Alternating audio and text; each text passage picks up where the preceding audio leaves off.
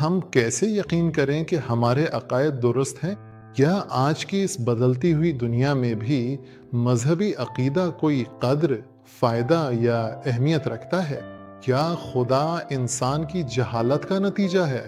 یا عقل و علم اور سوچ بچار سے حاصل ہوا ہے؟ اتنی ساری خرافات اور جھوٹ کے درمیان ہم خدا کا پیغام کیسے حاصل کریں اور پہچانیں؟ کیا جو کچھ ہمیں اسلام کے نام پر بتایا گیا ہے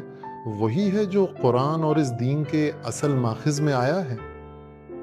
میں سید حمید حسینی ہوں اور برسوں کی کوشش، مطالعہ اور دینی مسائل پر گفتگو کے بعد آج آپ کو ایک مختصر ویڈیو سیریز متعارف کروانا چاہتا ہوں، جس کا مجھے یقین ہے کہ یہ آپ کے لیے مفید اور دلچسپ ثابت ہوگی، کیونکہ اس سیریز میں دین کی تلاش اور اس کی پہچان کا سفر قدم بقدم بالکل ابتدا سے بیان کیا گیا ہے، اور ہر سوال کے لیے ایک مختصر جواب منطقی دلیل کے ساتھ تیار کیا گیا ہے۔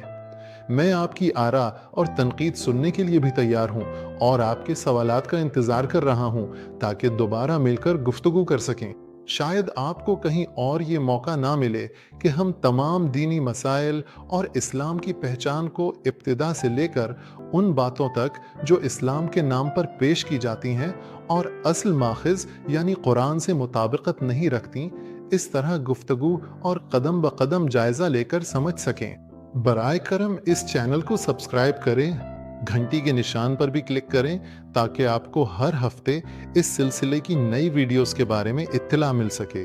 اور اپنی آراء اور نئے سوالات کے ذریعے میری مدد کریں تاکہ ہم مل کر اس سلسلے کو آگے بڑھا سکیں اور بہتر نتائج حاصل کر سکیں۔